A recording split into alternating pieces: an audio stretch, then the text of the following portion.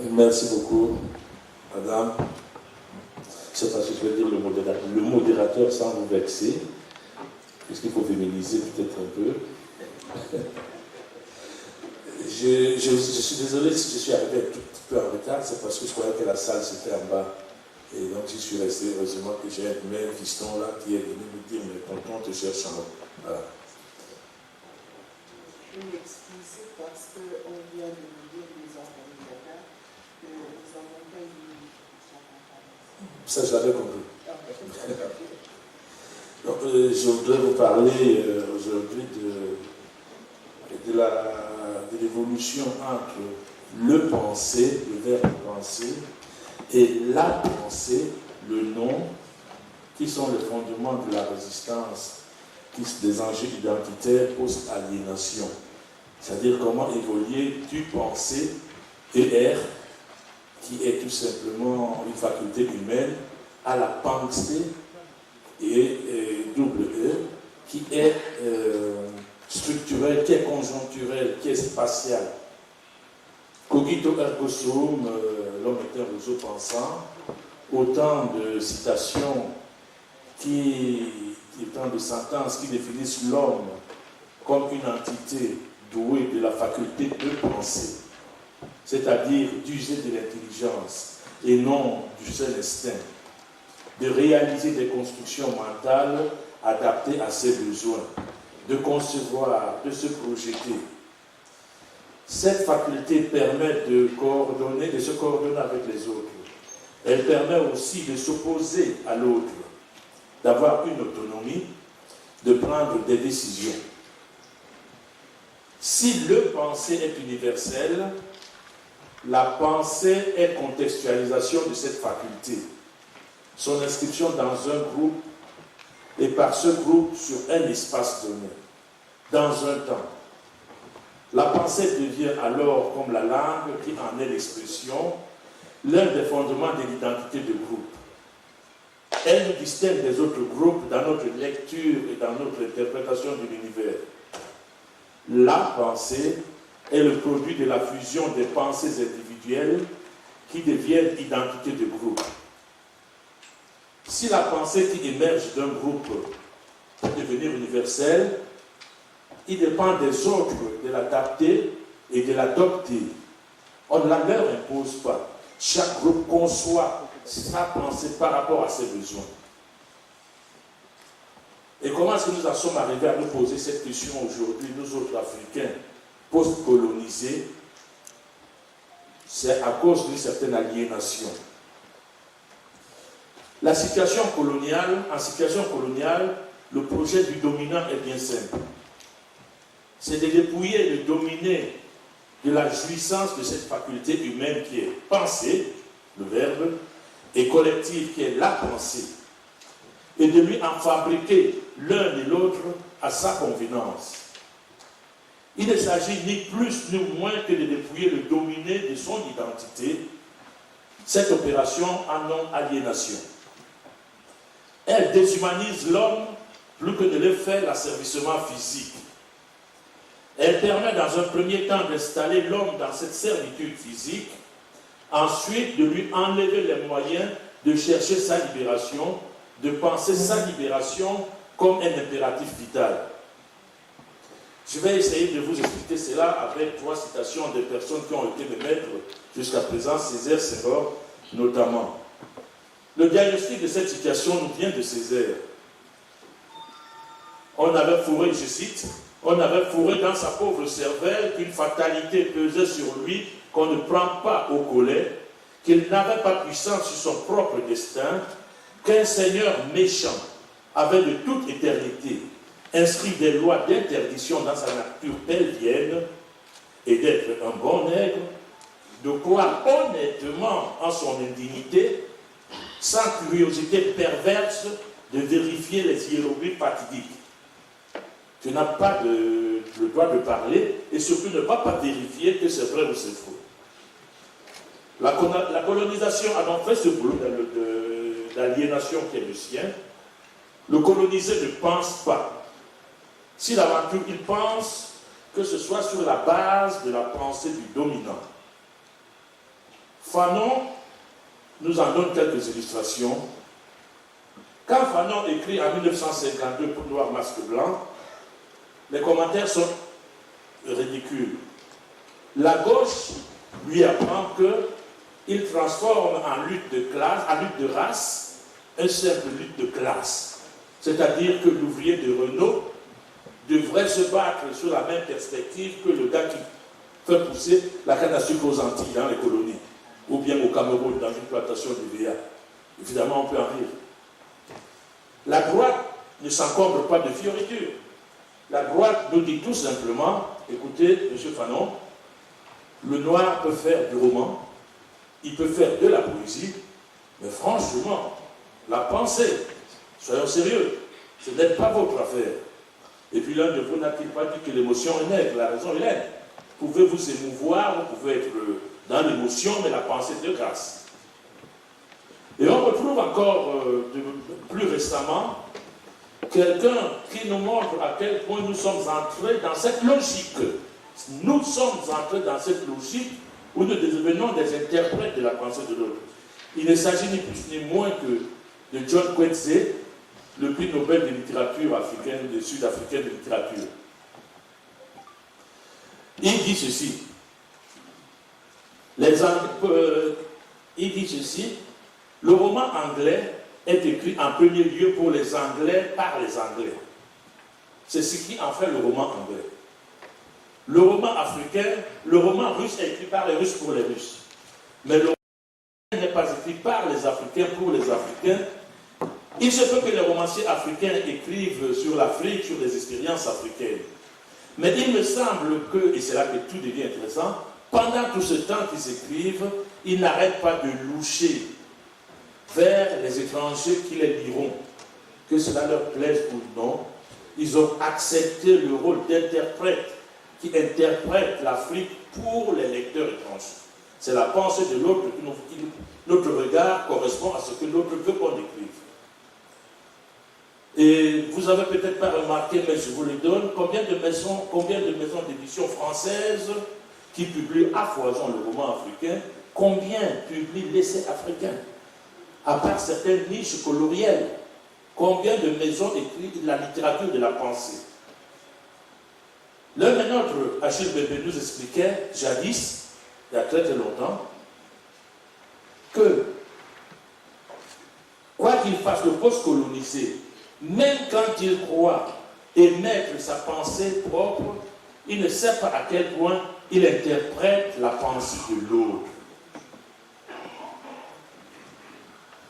Et je ne peux pas ne pas vous rappeler une lecture de la construction de cette orientation de la pensée africaine par un roman qu'à mon époque, on nous vendit comme le précurseur de la négritude, comme le premier roman nègre. Il s'agit tout simplement de Batouala.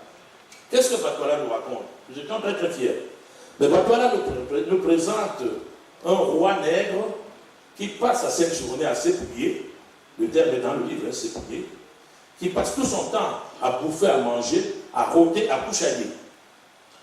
Et puis un jour, un jeune homme vient, qui s'appelle Bissidingui, et qui commence à convoiter Yassi, la préférée de Batouala.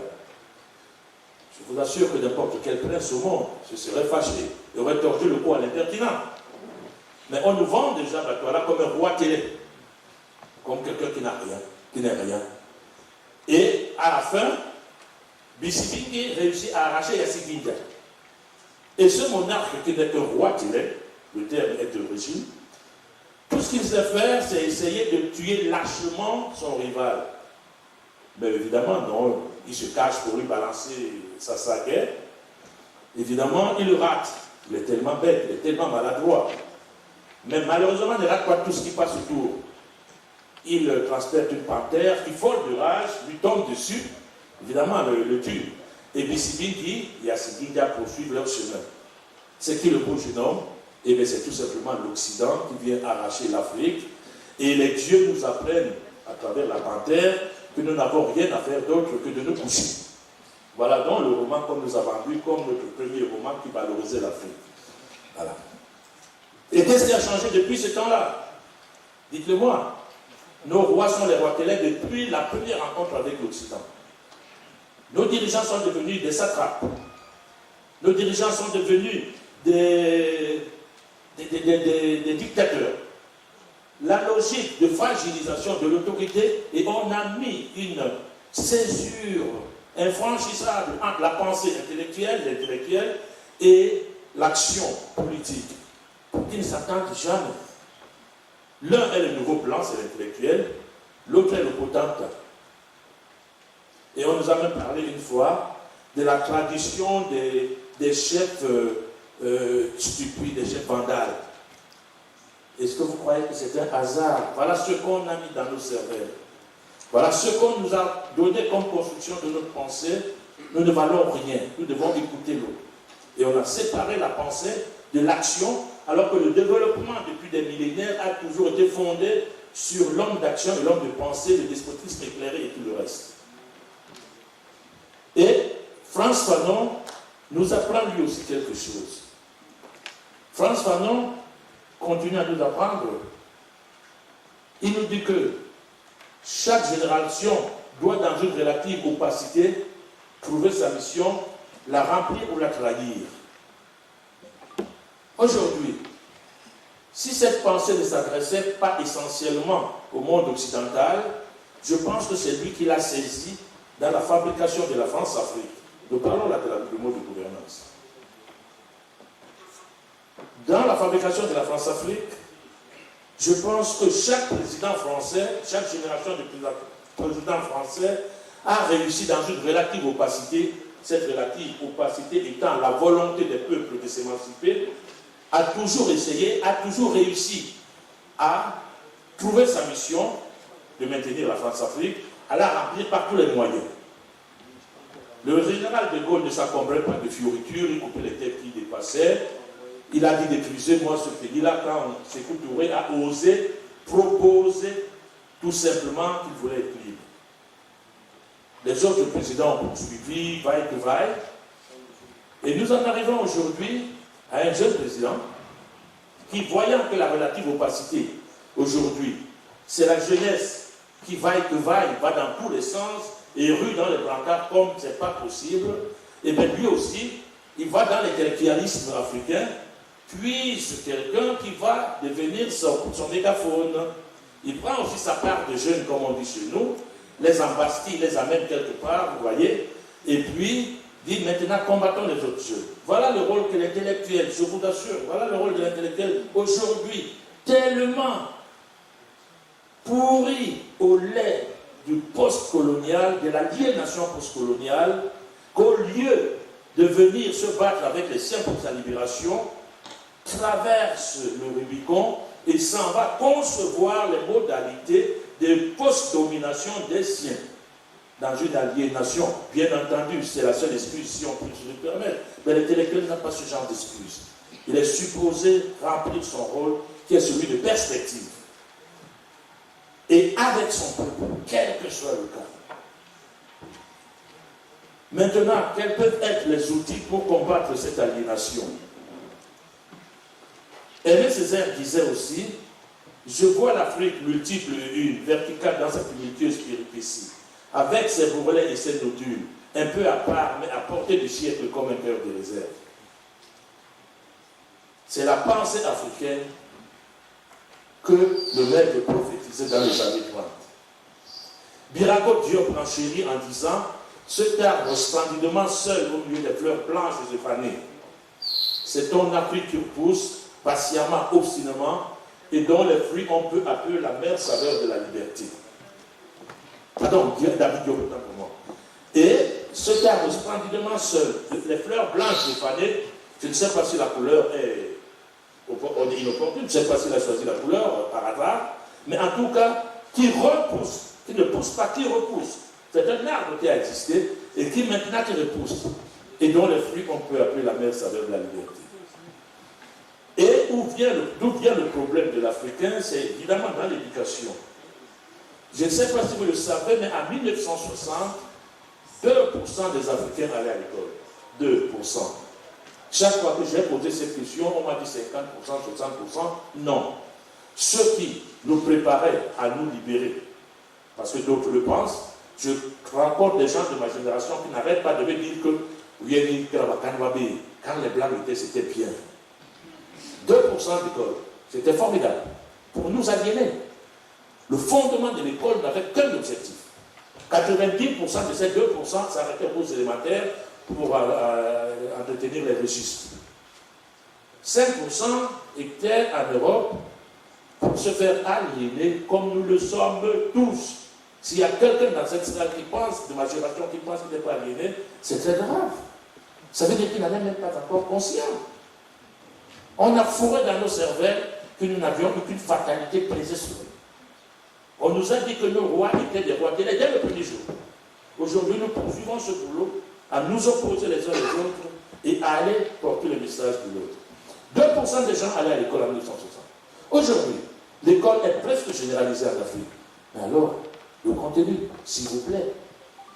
S'il vous plaît. Quand on a commencé ces apprentissages avec le corbeau, le renard, le coquille ne remplacera jamais le fromage dans notre inconscient. Dans notre imaginaire, c'est le fromage qui sera là. C'est le loup et l'agneau. C'est le corps, c'est le renard, c'est l'ours, qui seront nos références intellectuelles, nos références de l'imaginaire. Ce ne sera jamais le corsi, ce ne sera jamais le nid. Ceux-là, ce seront de vulgaires gibier pour nos marmites. Donc voilà comment c'est notre univers nous échappe. Et on rejoint ici Gandhi qui disait on ne peut pas atteindre l'imaginaire avec la langue des autres. Et ma soeur copanéliste, quand tu parlais tout à l'heure de la langue, je suis très heureux de citer le Sénégalais, Sémédé Ousmane, qui disait l'Afrique ne se décolonisera jamais avec les langues étrangères. Et pour vous montrer encore la faillite de l'intellectuel africain, c'est dans le même forum du Cerdotola qui, il y a un certain nombre d'années, on nous avait invités à parler du problème linguistique au Cameroun. Toute nation, c'est une langue. La nation a deux fondements. Le terrain, la terre, et la langue, dont les gens tirés portent d'ailleurs le nom. Le français parle français, le bassin parle le bassin, l'anglais parle l'anglais, le camerounais parle je ne sais quoi. Dans ce forum, nous nous étions trouvés à nous interroger sur le problème linguistique. Et c'est de ce forum que nous sommes sortis avec l'aberration de 40 langues nationales, dont on me dit qu'on les enseigne à l'école aujourd'hui. Une nation, c'est une langue, c'est pas 40. Je vois que madame commence à toucher un peu le bouton pour soir, je ne sais pas combien il reste de temps. Ça peut aller, d'accord, merci. Donc, la langue qui est le fondement de l'identité, nous ne le comprenons pas encore. Nous sommes sortis avec cette aberration de 40 langues. Dans un autre débat, quand j'ai eu appris à un professeur d'université et à un poète de renom que le français n'était pas leur langue, d'abord ils ont failli nous gifler. Mais Gaston, c'est avec cette langue que nous pensons, c'est avec cette langue que nous construisons. Justement, c'est pour cela que je vous plains. Je vais vous donner par exemple un glissement sémantique. Dans ma langue bassa, le mot com, dans son origine, c'était le fondement de l'identité bassa, c'était le terrain, c'était le terroir, c'était la sagesse, c'était tout.